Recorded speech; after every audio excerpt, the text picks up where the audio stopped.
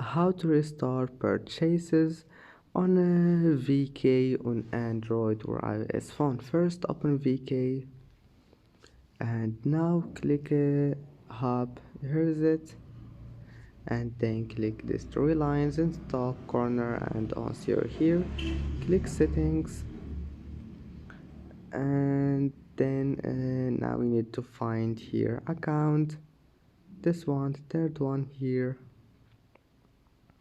and as you see here you will find your account settings.